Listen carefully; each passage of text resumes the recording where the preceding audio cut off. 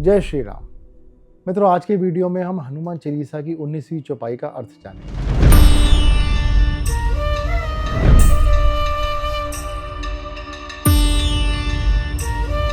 चौपाई है प्रभु मुद्रिका मेली मुख माही, जल्दी लांग गए अचरज नाही। यहाँ पर लांघने का मतलब है पार करना। तो हनुमान जी ने उड़कर समुद्र को पार किया। इसका वर्णन हमें रामायण के सुंदरकांड में मिलता है और आपने अक्सर कहीं ना कहीं सुंदरकांड का पाठ जरूर सुना होगा। रामायण के सभी हिस्सों में सुंदरकांड को सबसे ज़्यादा आवश्यक माना जाता है, क्योंकि समुद्र को पार करने से पहले हनुमान जी को काफ़ी शंका और चिंता हो रही थी कि आखिर वो समुद्र को कैसे पार करेंगे। तब जामवंत जी ने उन्हें उनकी शक्तियों के बारे में अवगत कराया और उन्हें यह आत्मविश्वास दिया कि आप आसानी से इस समुद्र को पार कर सकते हैं। तब हनुमान जी ने अपना आकार बड़ा किया और वो उड़कर लंका पहुंच गए, जहां उन्होंने सीता जी को ढूंढा और राम जी का संदेश उन्हें दिया। लेकिन हनुमान जी की समुद्र यात्रा इतनी सरल नहीं थी। रास्ते में उन्हें क्या क्या समस्याएं आई, आइए उन पर भी बात कर लेते हैं। पर पहले चौपाई का संक्षेप अर्थ समझ लेते हैं। हनुमान जी ने श्री राम की अंगूठी को मुंह में रखकर समुद्र को पार कर लिया। इसमें चौंकने की कोई बात नहीं, क्योंकि हनुमान जी के लिए यह कोई बड़ा मुश्किल काम नहीं था। तो इस चौपाई में तुलसीदास जी श्री राम की अंगूठी के बारे में बताते हैं, जो कि उन्होंने हनुमान जी को दी थी, जिसके पीछे का कारण ये था कि रावण के दरबार में कई मायावी राक्षस थे, जिनको कई तरह की माया का ज्ञान था। और ऐसे में श्री राम को यह अच्छे से पता था कि हनुमान जी जब सीता जी से मिलेंगे तो सीता जी को इस बात पर जल्दी विश्वास नहीं होगा कि वह सच में श्री राम के दूत हैं। जैसे कि रावण ने एक बार माया से श्री राम का कटा हुआ सर दिखाया था और कहा था कि देखो, राम मारा गया, अब तुम मुझसे विवाह कर लो। और तब सीता जी को विश्वास हो गया था कि कहीं सच में श्री राम जी की मृत्यु तो नहीं हो गई है। लेकिन बाद में सरमा नाम की एक राक्षसी ने सीता जी को सच बताया कि यह सिर्फ रावण की माया है और श्री राम जिंदा हैं और ठीक है और उन्हें लेने के लिए जल्द ही लंका आएंगे। तो रावण की इस तरह की झूठी चालों के चलते ही श्री राम को यह पता था कि सीता जी आसानी से किसी पर विश्वास नहीं करेंगी।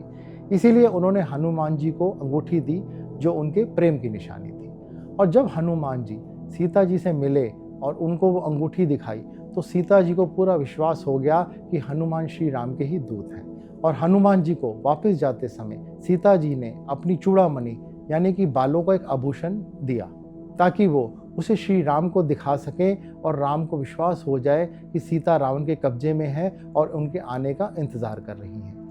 अंगूठी की बात करने के बाद तुलसीदास जी फिर एक बार हनुमान जी की असीम शक्ति पर बात करते हैं। वह कहते हैं कि जल्द ही लांघ ही गए अचरज नाही, यानी कि हनुमान आप इतना बड़ा समुद्र पार कर गए, इसमें कोई आश्चर्य की बात नहीं है। आप तो असंभव दिखने वाले कामों को भी बड़े आसानी से पूरा कर लेते हैं, फिर यह समुद्र पार करना तो बहुत छोटी सी बात है। अब यहाँ कुछ लोग ऐसा सवाल करते हैं कि हनुमान जी ने एक बार में इतना बड़ा समुद्र कैसे पार किया। तो इसके लिए कई सारे उत्तर हो सकते हैं। सबसे पहले तो श्रीलंका और भारत की दूरी बहुत ज़्यादा नहीं है और हनुमान जी के लिए यह उस समय कोई बड़ी बात नहीं थी, क्योंकि उनके इससे भी अधिक दूरी उड़ने का उल्लेख रामायण में मिलता है।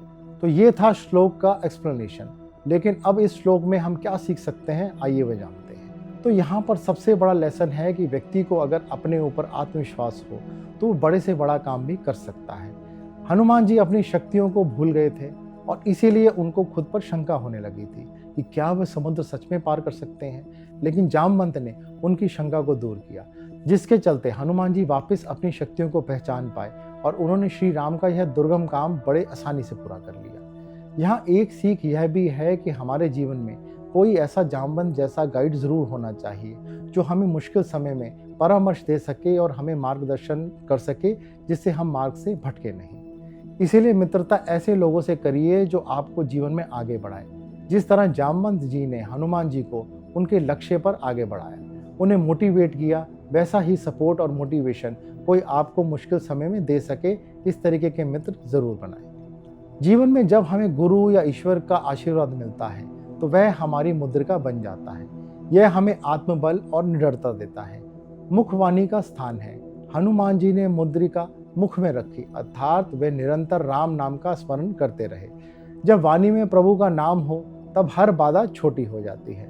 समुद्र हमारे जीवन के भय, संशय, असफलता और कठिनाइयों का प्रतीक है। हनुमान जी ने दिखाया कि श्रद्धा और विश्वास से कठिनाई का समुद्र भी पार किया जा सकता है। मित्रों, अगर हम भी हर कार्य से पहले ईश्वर का स्मरण करें, अपने उद्देश्य को पवित्र रखें और आत्मविश्वास को प्रभु विश्वास से जोड़ दें, तब इसमें कोई भी अचरज नहीं कि सफलता निश्चित हो जाती है। तो यह था इस चौपाई का अर्थ। अगली चौपाई का अर्थ नेक्स्ट वीडियो में जानेंगे। तब तक अपना ध्यान रखिए, स्वस्थ रहें, प्रसन्न रहें। जय श्री हनुमान, जय श्री राम।